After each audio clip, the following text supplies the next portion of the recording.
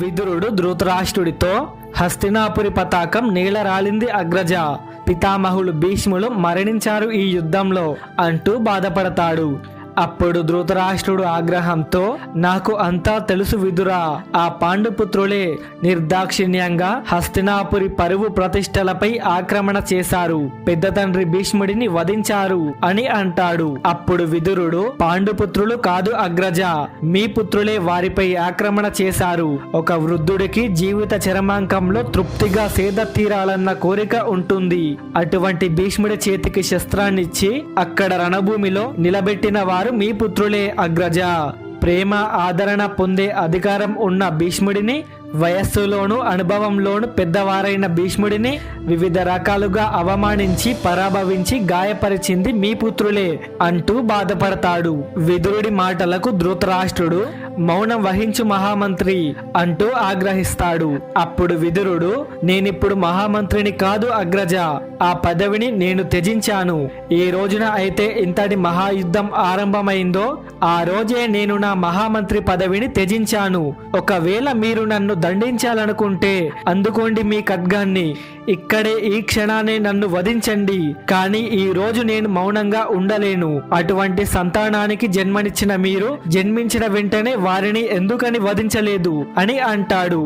విదురుడి మాటలకు ధృతరాష్ట్రుడు ఎంతో ఆగ్రహంగా తన ఖడ్గాన్ని తీయబోగా అది తన చేతులలోంచి కింద పడిపోతుంది. అప్పుడు ధృతరాష్ట్రుడు ఎంతో బాధతో, చూస్తున్నావు కదా విదురా, ఇప్పుడు నా చేతులలో శక్తి లేదు, నా కాళ్ళు నా దేహ భారాన్ని మోసేందుకు సిద్ధంగా లేవు. ఇప్పుడు ఇటువంటి పరిస్థితుల్లో నా మనస్సును గాయపరచకు ప్రియ సోదరా అంటూ దుఃఖిస్తాడు. అప్పుడు విదురుడు బాధతో, మీ మనస్సును గాయపరిచింది మీ పుత్రులే అగ్రజ. అగ్నిరవ్వల స్థానం కొలిమిలోనే ఉండాలి, వాటిని సింహాసనం పైకి ఉంచలేము. మీ పుత్రులు మన కులానికి అగ్నిరవ్వలు అగ్రజ. కానీ మీరు అటువంటి పుత్రులకు సింహాసనం ఇవ్వాలని ప్రయత్నించారు. ఇది మీకు కురువంశానికి కలిగిన దౌర్భాగ్యం అగ్రజ. నేను మిమ్మల్ని ఎన్నడో త్యజించాను అగ్రజ. అంతేకాదు, నేను మీ మృత్యు సమయంలో కూడా మిమ్మల్ని సమీపించను. కానీ ఒక్క విషయం గుర్తుంచుకోండి అగ్రజ, ఎన్ని రోజులైతే ఈ యుద్ధం జరిగిందో ఇంకా అన్ని రోజులు ఈ యుద్ధం కొనసాగదు. మీ 100 పుత్రులు అవశ్యం హతమవుతారు.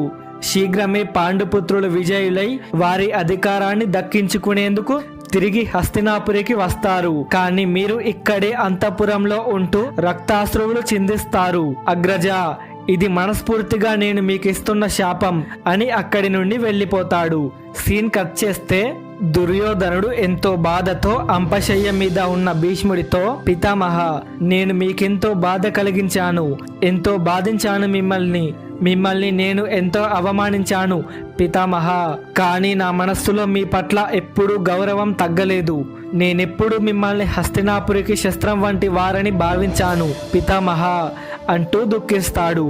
అప్పుడు భీష్ముడు, ఆ శస్త్రమే నిన్ను ఇంతకాలం ఆకాశం అంత ఎత్తుకు ఎదగనీయకుండా ఆపేసింది పుత్ర దుర్యోధన.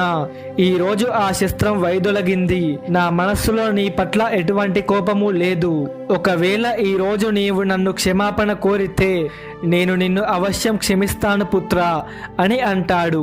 అప్పుడు దుర్యోధనుడు ఏడుస్తూ, మీరు నన్ను క్షమించండి పితామహ, నన్ను క్షమించి యుద్ధంలో విజయం సాధించేందుకై నన్ను ఆశీర్వదించండి అని అంటాడు.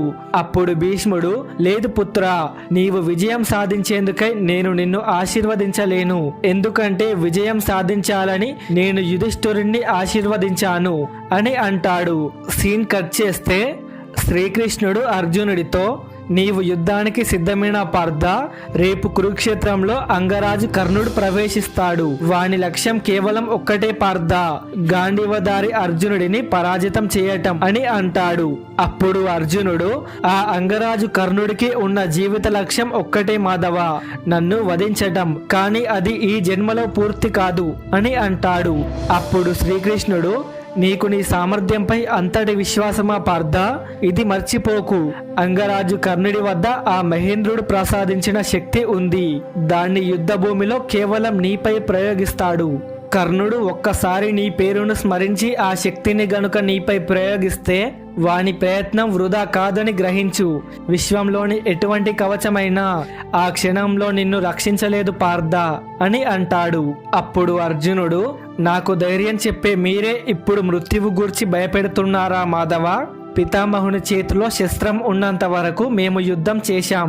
ఇప్పుడు కురుక్షేత్రంలో యుద్ధం జరగటం లేదు. ఇప్పుడు కాలం సమాజాన్ని శుద్ధి చేస్తుంది. ఆ దేవేంద్రుడు ఇచ్చిన దివ్య శక్తులైనప్పటికీ కాలం ముందు బలహీనమవుతాయి. మీరు నాకు ప్రసాదించిన దివ్య జ్ఞానంపై నాకు పూర్తి విశ్వాసం ఉంది. నాకు ఎటువంటి కవచం అవసరం లేదు మాధవ అని అంటాడు. సీన్ కట్ చేస్తే కర్ణుడు అంపశయ్య మీద ఉన్న భీష్ముడి వద్దకు వచ్చి భీష్ముడితో, మహితాత్మ, నేను రణభూమిలోకి ప్రవేశించే ముందు మీకు ప్రణామాలు చేయాలని వచ్చాను అని అంటాడు. అప్పుడు భీష్ముడు, మీకు ఇచ్చేందుకు నా వద్ద ఎటువంటి ఆశీస్సులు లేవు అంగరాజా అని అంటాడు. అప్పుడు కర్ణుడు, నాకు తెలుసు మహితాత్మ, మీకు నా అస్తిత్వం అంటే దేశమని. మీరు సదా నన్ను అవమానిస్తూనే వచ్చారు. సదా నన్ను హస్తినాపురికి దూరంగా ఉంచే ప్రయత్నం చేశారు. కానీ మహితాత్మ, మీ పట్ల ఎప్పుడూ కూడా నాకు గౌరవం లోపించలేదు అని అంటాడు. అప్పుడు భీష్ముడు, మూర్ఖుడవి నీవు కుంతిపుత్రా, నాకు తెలుసు నీవు కుంతిపుత్రుడివని, ఆ సూర్య భగవానుడి వరపుత్రుడివని, పంచపాండవులకు అగ్రజుడివి నీవని. ఇది ఈ రోజు కాదు, ఎంతో కాలంగా నాకు తెలుసు పుత్రా. నీవు దివ్యుడవు. నీపై ద్వేషం కాదు, కరుణ కారణంగా నేను నిన్ను హస్తినాపురికి దూరంగా ఉంచే ప్రయత్నం చేశాను. దివ్యత్వం ఎంత అధికమైతే పతనం కూడా అంత అధికమవుతుంది అని అంటాడు. అప్పుడు కర్ణుడు, నా జన్మ రహస్యం మీకు తెలుసు మహితాత్మ, కానీ నా జీవిత రహస్యం తెలుసా మీకు? సమస్త సమాజం ఒక వ్యక్తిని తృణీకరిస్తుంటే వానికి జీవితమంతా మృత్యువుతో సమానమనిపిస్తుంది అని అంటాడు. అప్పుడు భీష్ముడు, నాకు తెలుసు పుత్రా, ఇది నీ దౌర్భాగ్యం. నీకు ఆ అధర్మపరుల మధ్య సర్వప్రథమంగా స్థానం లభించింది. ఇక నీ దౌర్భాగ్యమే యావత్ సమాజానికి దౌర్భాగ్యంగా మారింది. ఒకవేళ ఆ రోజు క్రీడాంగణంలో నిన్ను నేను సూతపుత్రుడు అని కాక క్షత్రియుడివి అని ఒప్పుకున్నట్లయితే పరిస్థితి భిన్నంగా ఉండేది.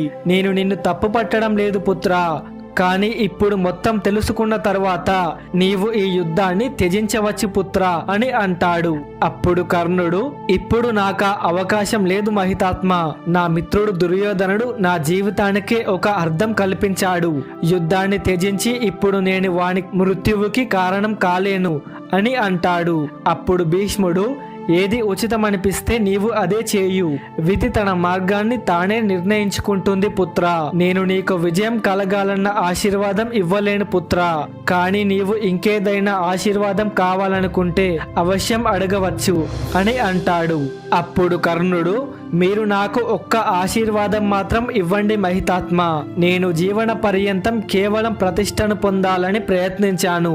నేను మరణించిన తర్వాత ప్రపంచంలో నా పేరు ప్రతిష్ట నిలిచి ఉంటాయని ఆశీర్వదించండి మీరు అని అంటాడు. అప్పుడు భీష్ముడు, ఆశీర్వాదాలతో సంపదలు ప్రాప్తించవచ్చు పుత్రా, అప్పుడప్పుడు సామర్థ్యం ప్రాప్తిస్తుంది, కానీ ఆశీర్వాదంతో సప్రతిష్ట ప్రాప్తించడం సాధ్యం కాదు పుత్రా. నీవు ప్రతిష్ట పొందాలనుకుంటే విజయం కోసం యుద్ధం చేయి, వధించేందుకు కాదు.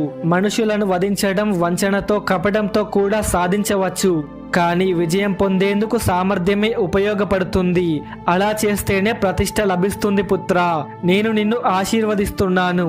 నీవు నిజంగా నీ సామర్థ్యం మీద విశ్వాసం ఉంచి వంచనను కపటాన్ని ప్రయోగించకుండా ఉంటే అవశ్యం నీకు ప్రతిష్ట ప్రాప్తిస్తుంది పుత్రా అని అంటాడు.